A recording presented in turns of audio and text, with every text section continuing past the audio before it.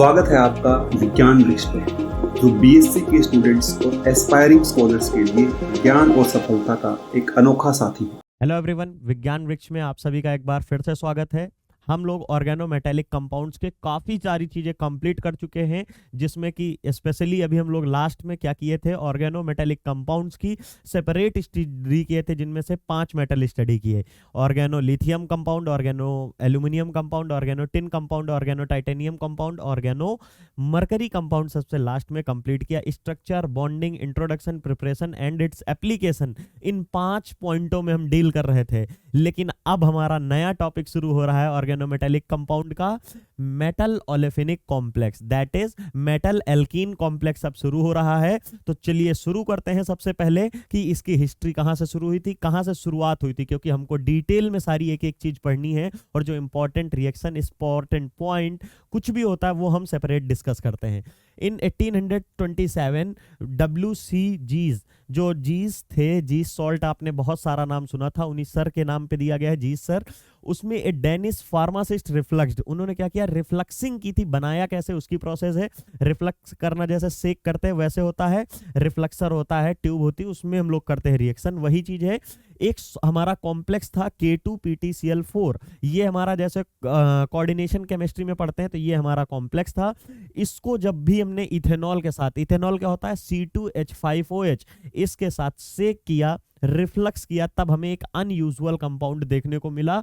वो unusual compound कुछ और नहीं, वो था Zeise's salt. That is an chemical composition. उसकी केमिकल कंपोजिशन क्या थी, पोटेशियम देखिए यहाँ पे है, तो उसी की वजह से के, एक पोटेशियम चला गया PtCl4, तो एक यहाँ पे 2 Pt है, K2 है और PtCl4 है, तो एक K और एक Cl KCl बना दिया। और यहाँ पे जो वैलेंसी खाली हुई Pt पे, क्योंकि 4 वैलेंसी बनाता है PtCl4 में, कभी कभी 2 में भी रहता है, लेकिन मोस्टली PtCl4 में देखोगे। तो यहाँ पे PtCl4 में है, तो जो वैकेंसी खाली हुई वहां क्या आ गया, ये इथीन आ गई। अब आप सोचेंगे रिएक्शन तो इथेनॉल की हुई है और कॉम्प्लेक्स की हुई, इथीन तो हमने डाली ही नहीं, आई कहां से, वही चीज तो अनयूजुअल बिहेवियर शो हुआ।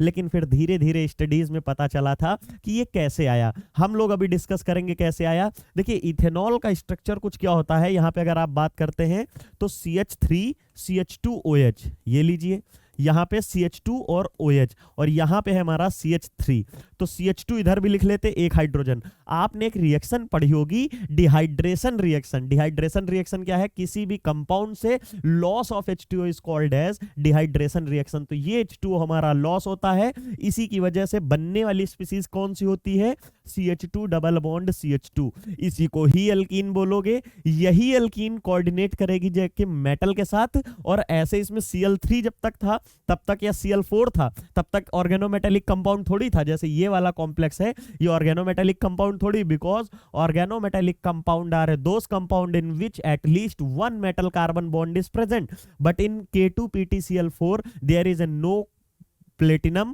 कार्बन बॉन्ड, मतलब यहां पे कोई भी हमारा मेटल और कार्बन बॉन्ड नहीं प्रेजेंट है। That is why this is not a organometallic compound.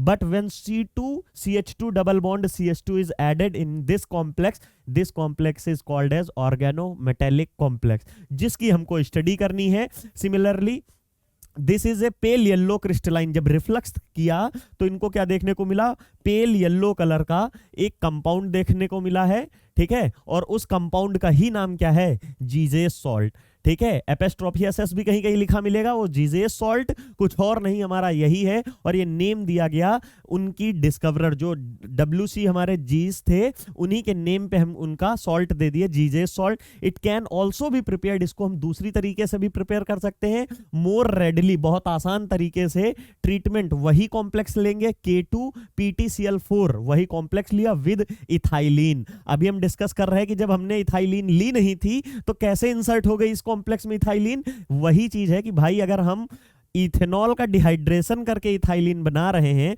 तो क्यों ना हम डायरेक्ट इथाइलिन डाल दे उसमें। अगर डायरेक्ट इथाइलिन डाल देंगे तो इथेनॉल का डिहाइड्रेशन नहीं करना पड़ेगा। सिमिलरली हम लोग कॉम्प्लेक्स लेंगे, इथाइलिन लेंगे, और हमें बनने वाली स्पीसीज क्या मिलेगी, जीजेस सॉल्ट मिलेगा। और इसमें हम लोग कैटालिटिक अमाउंट में SnCl4 डाल देंगे, रिएक्शन को मतलब प्रोसीड कराने के लिए, उसकी रिएक्शन को फास्ट कराने के लिए।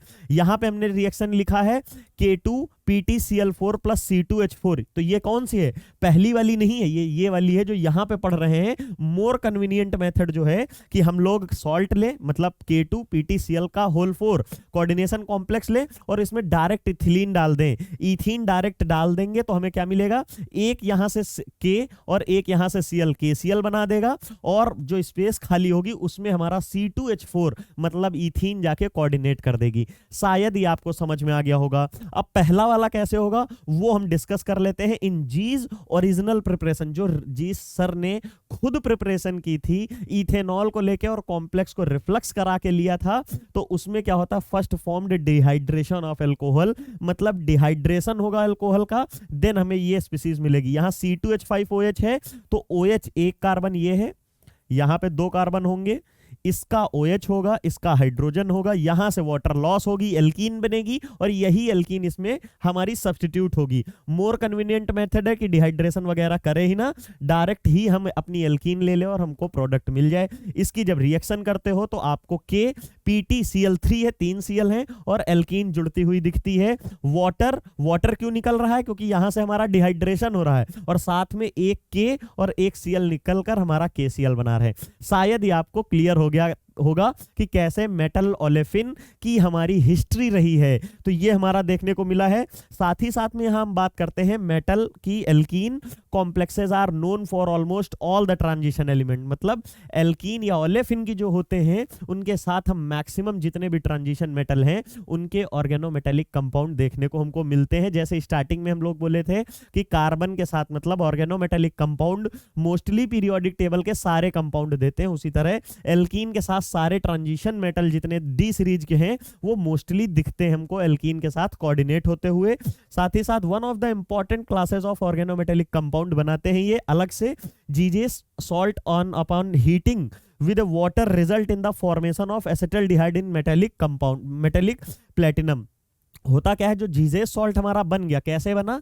एक हमने सॉल्ट लिया, कौन सा? K2PtCl का होल 4, उसमें क्या डाला था? उसमें हमने इथेनॉल डाला, रिफ्लक्स कराया, और हमें क्या मिल गया? जीजेस सॉल्ट मिल गया, जो कि होता है K, या आप सिंपली बोल दीजिए K है। अगर ये आयन हटा दीजिए तो ऐसे भी रख सकते हैं, नहीं तो बोल सकते हैं KPtCl3 का होल थ्राइस और CH2 डबल बॉन्ड CH2, ये मिलता है। लेकिन जब यही हमारा कंपाउंड हीट करते हैं किसके साथ? वाटर के साथ, या कह लीजिए हाइड्रोलिसिस टाइप की, तो हमें क्या देखने को मिलता है? हमें मिलता है एसिटाल्डिहाइड और प्लेटिनम मेटालिक। मतलब मेटालिक प्लेटिनम कौन सी? सिर्फ और सिर्फ Pt मिलेगा, ये नहीं कि उसमें PtCl मिल जाए, ये है। और इसकी रिएक्शन हमने आगे लिखी हुई है। उससे पहले हम लोग आपको बता देते हैं कि विज्ञान वृक्ष आपके लिए बहुत ही अफोर्डेबल प्राइस पे आपके सेमेस्टर एग्जाम का फुल रिकॉर्डेड कंटेंट लाई है, जिसको आप परचेज कर सकते हैं। साथ ही साथ इसको परचेज करेंगे तो आपको मिलते हैं आपके यूनिवर्सिटी के प्रीवियस ईयर क्वेश्चन पेपर, वो भी रिकॉर्डेड फॉर्म में, और जो भी कंटेंट आपको प्रोवाइड किया जाएगा वेल एक्सप्लेन्ड मैनर में और बहुत ही कम प्राइस में आपको प्रोवाइड किया जा रहा है। आप में से कई बच्चे ऐसे होंगे जो आगे हायर एजुकेशन में केमिस्ट्री के साथ करना चाहते होंगे, तो उसमें विज्ञान वृक्ष आपकी मदद करता है CUET PG जैसे कोर्सों को बहुत ही स्मॉल अमाउंट में आपको देके और क्वालिटी कंटेंट प्रोवाइड करके। लेकिन आप में से बहुत सारे ऐसे बच्चे होंगे जिनका सपना होगा IIT से पढ़ने का या NIIT से पढ़ने का, तो उसमें विज्ञान वृक्ष आपकी मदद करता है। कैसे? आपके सपनों को साकार करने में आपकी मदद करता है, क्योंकि IIT JAM जैसे कोर्सेज की फीस बहुत ज्यादा होती है, लेकिन विज्ञान वृक्ष आपको बिल्कुल ही लो प्राइस पे पूरा कोर्स प्रोवाइड करता है, जिसकी वजह से आप IIT JAM जैसे कोर्सेज बहुत इजीली अवेलेबल कर सकते हैं, मतलब बहुत इजीली अवेल कर सकते हैं और सारी तैयारियां कर सकते हैं। साथ ही साथ CUET PG और IIT JAM जैसे कोर्सेज की आपको टेस्ट सीरीज वगैरह भी दी जाती हैं, जिससे आप अपनी ऑल ओवर इंडिया लेवल पे अपनी प्रिपरेशन चेक कर सकते हैं। साथ ही साथ में जो एग्जाम देना है 6 महीने बाद, साल भर बाद, वो उसके आप टेस्ट सीरीज लगाते हैं तो रियल टाइम एनालिसिस आपको मिलती है कि कैसे हमको एग्जाम को फेस करना है। तो आप बार बार यहां पे अगर दे रहे होंगे तो जब रियल टाइम एग्जाम में बैठेंगे तो आप बहुत ही कंफर्टेबल फील करेंगे इन कंपैरिजन टू अदर जिन्होंने एग्जाम्स नहीं दिए हैं। अगर आप मास्टर्स के फर्स्ट ईयर या सेकेंड ईयर में हैं या मास्टर कंप्लीट कर चुके हैं, तो आपके लिए IIT गेट और CSIR नेट जैसे मोस्ट इंपॉर्टेंट एग्जाम्स के लिए भी विज्ञान वृक्ष ने ने पूरा रिकॉर्डेड कंटेंट रखा हुआ है, जिसमें आईआईटी गेट, आपको पता है अगर आप अच्छी रैंक लाते हैं तो आप क्रैक करते हैं इंडिया की मोस्ट जो टॉप पीएसयूज हैं, ओएनजीसी, इसरो, डीआरडीओ, बार्क, गेल, बेल, इस तरह की, वहां पे आप एक इंटरव्यू के बेस पे आप गवर्नमेंट जॉब पा जा सकते हैं। इसरो, डीआरडीओ, ओएनजीसी, बार्क ऐसी जगह है जहां पे लोग विजिट करने के लिए सपने देखते हैं, वहां पे आप एम्प्लॉय बन सकते हैं, गवर्नमेंट एम्प्लॉय, सिर्फ आईआईटी गेट को अच्छी रैंक से क्रैक करने में। विज्ञान वृक्ष ने पूरा कंटेंट बहुत ही अफोर्डेबल प्राइस पे बनाया है और साथ ही साथ क्वालिटी कंटेंट दिया है आपको आईआईटी गेट और सीएसआईआर नेट को क्रैक करने के लिए। अगर आप सीएसआईआर नेट क्रैक करते हैं और आपके अच्छे मार्क्स हैं, जीआरएफ मिल गया है, तो आप इंडिया के किसी भी रेपुटेटेड इंस्टीट्यूट से, रिसर्च लैब से या किसी यूनिवर्सिटी से पीएचडी करने जाते हैं तो गवर्नमेंट ऑफ इंडिया की तरफ से आपको कंटिन्यूअस 5 ईयर तक फेलोशिप मिलती है और साथ ही साथ आप किसी भी यूनिवर्सिटी में या कहीं भी टीचर बनने के लिए भी एप्लीकेबल होते हैं अगर आप सीएसआईआर नेट कंप्लीट करते हैं। चलें, हम लोग देख रहे थे कैसे जो हमारा जीजेस सॉल्ट मिलता है, अगर उसकी वाटर के साथ रिएक्शन मतलब हाइड्रोलिसिस कराते, हीट करते, तो बनता क्या है, हमारा एसिटल्डिहाइड बनता है। क्योंकि हमने इथीन ली है तो इथीन से तो एसिटल्डिहाइड ही बनेगा। प्रोपीन होती तो क्या बनता, प्रोपेल्डिहाइड बन जाता। लेकिन 2 कार्बन वाली स्पीसीज है तो उससे तो एसिटल्डिहाइड ही बनेगा और साथ में बनता है मेटेलिक प्लेटिनम और जो भी उसके कॉम्प्लेक्स हैं सब डिसोसिएट, क्लोरीन और हाइड्रोजन भी निकल जाते हैं। कैसे होते हैं वो मैंने आपको रिएक्शन में दिखाया। PtCl4 यहां निगेटिव की है क्योंकि जो पॉजिटिव के बार बार पढ़ रहे थे, पॉजिटिव के कहीं से निकालोगे तो पीछे क्या छूटेगा, निगेटिव छूटेगा, इसलिए कॉम्प्लेक्स के ऊपर निगेटिव चार्ज यहां दिखाया है। वाटर के साथ रिएक्शन करोगे तो आपको यहां पे एसिटल्डिहाइड बनते हुए दिखेगा। ये क्या है, एसिटल्डिहाइड, एसिटल्डिहाइड बन गया। साथ ही साथ में आपको प्लेटिनम मेटेलिक फॉर्म में Pt0 मिल गया और 3 क्लोरीन निकलेंगे, 2 H+ निकलेंगे, जिससे HCl भी बन जाता है। सिमिलरली, लेकिन इंपॉर्टेंट चीज क्या है, इसी के कंट्रास्ट में आपने पढ़ा होगा कि प्लेटिनम सीरीज होती है, निकिल नहीं पढ़ोगे तो पिटोगे। याद रखिएगा, ये ट्रिक होती है। इस सीरीज को याद करने के लिए मैंने कार्बन सीरीज याद कराई थी, काशी गए शंकर पार्वती, याद करा दिए थे, काशी गए शंकर पार्वती पूरा याद कराया। उसी तरह ये NiPDPT, नहीं पढ़ोगे तो पिटोगे, याद रखिए, नहीं पढ़ोगे तो पिटोगे, सेम सीरीज के हैं। तो यहां पे क्या होगा, NiPDPT जो है प्लेटिनम उसी का है, लेकिन जब पैलेडियम की बात आती है तो क्या होता है, in contrast to the platinum complex corresponding palladium same group का होते हुए ये कॉम्प्लेक्स, अभी हमने पीछे देखा कि यहां पे था PtCl3.C2H4, ये कह रहा है कि ये कैन नॉट बी आइसोलेट, ये हम आइसोलेट नहीं कर पाते हैं। जबकि वो वाला, ये देखिए मैंने बताया था किस कलर में, पेल येलो कलर का जो होता है, इसकी क्रिस्टल तक मिल जाते हैं, सॉलिड फॉर्म में मिल जाता है, लेकिन इसको तो हम आइसोलेट भी नहीं कर पाते हैं, इस वाले को आइसोलेट नहीं कर पाते हैं, बल्कि it will directly formation of acetaldehyde, वो सोल्यूशन में ही कन्वर्ट हो जाता है। किसमें, जो कि हाइड्रोलिसिस अलग से करते हैं इस कॉम्प्लेक्स की, ये तो अपने आप ही कन्वर्ट हो जाता है एसिटल्डिहाइड और मेटालिक उसमें। और इसी से जब हम एसिटल्डिहाइड बन रहा है, क्योंकि एसिटल्डिहाइड कोई खराब प्रोडक्ट तो है नहीं, वो इंपॉर्टेंट प्रोडक्ट है ऑर्गेनिक लैब्स के लिए जिसकी हम प्रिपरेशन करते हैं, तो इसकी वजह से हम लोग एसिटल्डिहाइड की प्रिपरेशन के लिए ये रिएक्शन का यूज करने लगे। मतलब जो चीज हमारे लिए बेकार थी, खराब थी, उसका हम यूज करके अपना इंपॉर्टेंट रिएक्शन बनाने लगे। जबकि यहां पे आइसोलेट नहीं हो रहा हमारा कॉम्प्लेक्स, लेकिन उससे भी हम लोग यूज कर लिए हैं। आपको भी ऐसा ही करना चाहिए, आपको भी लाइफ में ऐसा ही करना चाहिए।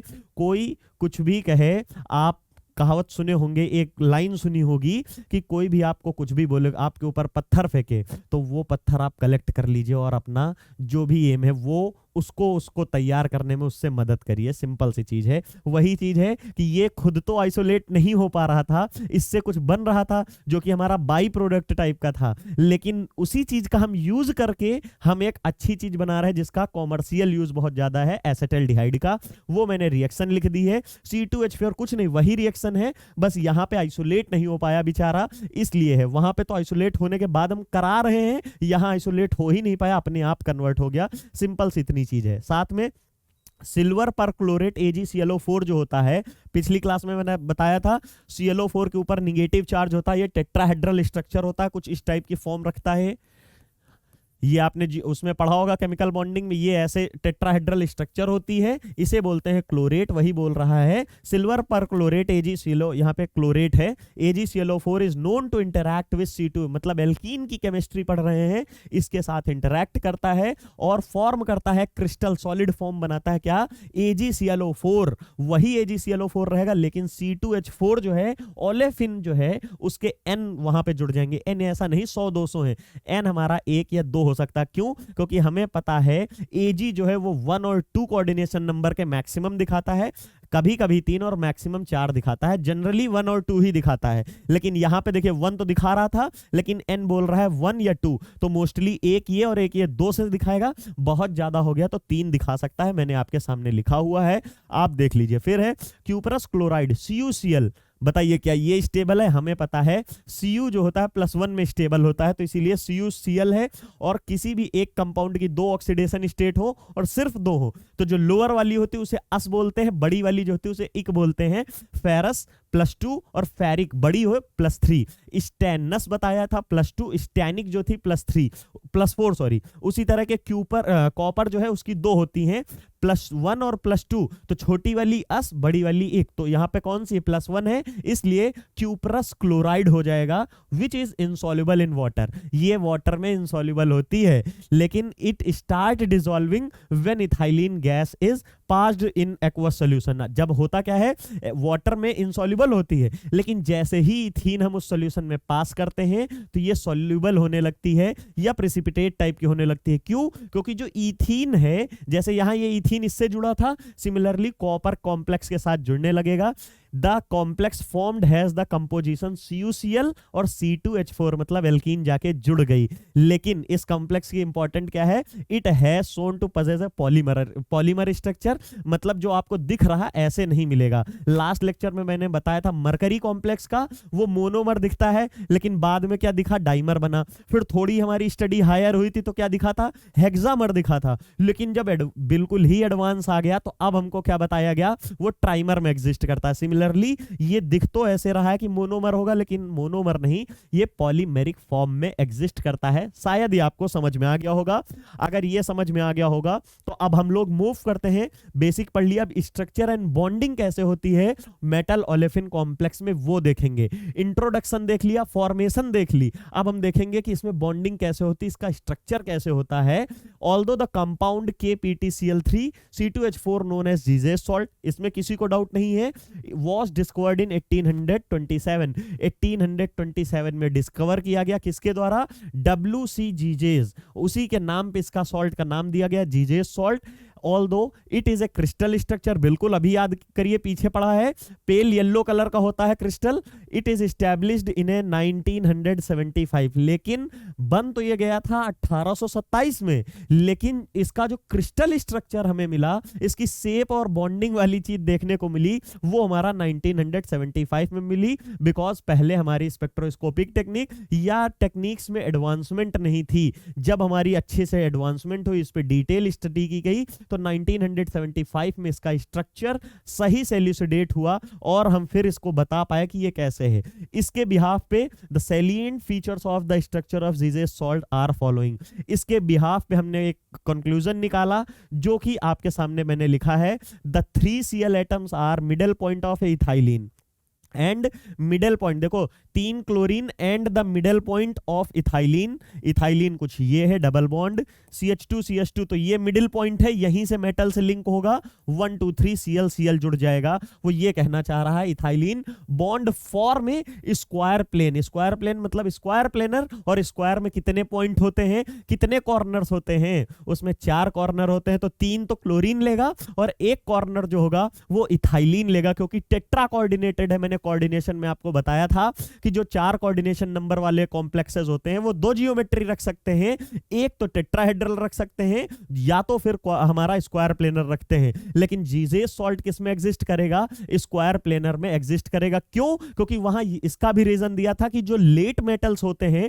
कोऑर्डिनेशन में बताया था कि जो लेट मेटल्स होते हैं वो मोस्टली स्क्वायर प्लेनर कॉम्प्लेक्सेस बनाते हैं। तो प्लेटिनम कहां का है, बिल्कुल नीचे का है, 5D सीरीज का है, इसलिए वो स्क्वायर प्लेनर प्लेनर कॉम्प्लेक्स ही बनाएगा। आपके सामने मैंने लिखा है साथ में the C double bond C is perpendicular. ये इंपॉर्टेंट चीज है, कई बार यहां से क्वेश्चन आया और याद रखिएगा जो आज का लेक्चर है वो बहुत इंपॉर्टेंट है क्योंकि जीजेस सॉल्ट से काफी बार क्वेश्चन आता है। उसकी स्पेक्ट्रोस्कोपी टेक्निक से भी आता है, मतलब जो हाइड्रोजन है वो किस फॉर्म में प्रेजेंट है, टेम्परेचर का वेरिएशन करा के उसमें नंबर ऑफ सिग्नल पूछता है, वो भी मैं आगे नेक्स्ट लेक्चर में बताऊंगा आपको। The C double bond C is perpendicular to plane containing platinum and 3Cl atom. क्या बोल रहा है कि जो हमारा पीटी है, जो हमारा पीटी कॉम्प्लेक्स है ये रहा, ठीक है, तो इसके साथ जो Cl है, यहां Cl है, एक ये Cl है, और इधर जो हमारा ये लगना है ये परपेंडिकुलर होगी। एक बार समझिए कैसे, ये हमारा यहाँ पे प्लेन में पीटी है, तो एक ऊपर गया ऐसे Cl, एक साइड में आया ऐसे Cl, एक इस साइड में आया Cl। अब ये वाली जो वैलेंसी खाली है ना, तो इसमें एल्कीन जानते कैसे लग रही है, ऐसे नहीं लग रही है, वो ऐसे लग रही है। देखिए आधी एल्कीन आउट ऑफ प्लेन, आधी एल्कीन आउट, मतलब एक हमारी तरफ आपकी तरफ है, एक मेरी तरफ पीछे बैकवर्ड है। फिर से समझिए, मेटल यहां पे, अगर ये मान लीजिए मेटल है तो इससे यहां पे ऊपर गई कैसे Cl, फिर एक इधर आया Cl, एक इधर आया Cl, 3 प्लेन हो गए। और जो चौथा पॉइंट गया इथाइलिन के लिए, मतलब ईथीन के लिए, तो ईथीन वहां पे सिर्फ ऐसे नहीं रखी है, वो थोड़ा ऐसे रखी, मतलब आधी CH2 इधर, आधी CH2 इधर, और बीच का जो मिडिल पॉइंट है वो प्लेन में है। समझिए कैसे, ये वाला है, अभी मैंने आगे डायग्राम भी बनाया, वहां से आपको बेटर समझ में आ जाएगा। फिर है the C2H4 group is no longer planar, वो प्लेनर नहीं बचता in the complex, in fact it has a distorted geometry. मैंने आपके सामने पूरा कॉम्प्लेक्स रख दिया है, आप यहां से अब देख सकते हैं। ये देखिए, ये वाला जो Cl है कुछ आपको ऐसे दिख रहा है, एक प्लेन में है, ये जैसे दिख रहा है ऐसे ही है, लेकिन इसको इमेजिन कर, ये वाला पूरा तो एक प्लेन में है, लेकिन इसको इमेजिन करिए जो CH2 है ये ऐसे नहीं है, ये CH2 परपेंडिकुलर है, मतलब दो CH2, जो इधर वाला CH2 है, ये इतना CH2 हमारा क्या है, आउट ऑफ प्लेन है, यहां बोर्ड के बाहर आ रहा है, और ये वाला जो CH2 है वो बोर्ड के पीछे जा रहा है। तो क्या हुआ, परपेंडिकुलर होने की वजह से यहां ये हमारा कंप्लीट प्लेनर स्ट्रक्चर नहीं है। याद रखिएगा कि ये जो यहां से जुड़ रहा है, इस पॉइंट से आगे जो आ रहा है CH2, एक आगे आ रहा है, एक पीछे जा रहा है, इसकी वजह से ये प्लेनरिटी लॉस कर देता है, और इस प्लेनरिटी लॉस करने की वजह से ये परफेक्ट स्क्वायर प्लेनर स्ट्रक्चर नहीं बचता है, बल्कि डिस्टॉर्टेड होता है। अगर आप इतना तो सामने दिख ही रहा होगा कि मैंने थोड़ा टिल्टेड स्क्वायर प्लेनर कॉम्प्लेक्स बनाया है, क्यों, क्योंकि ये आउट ऑफ प्लेन गया है, उसकी वजह से हुआ, और ये कॉम्प्लेक्स जो होता है कंप्लीटली प्लेनर नहीं होता है, due to ethylene is perpendicular और 90 डिग्री सिचुएटेड विद प्लेटिनम।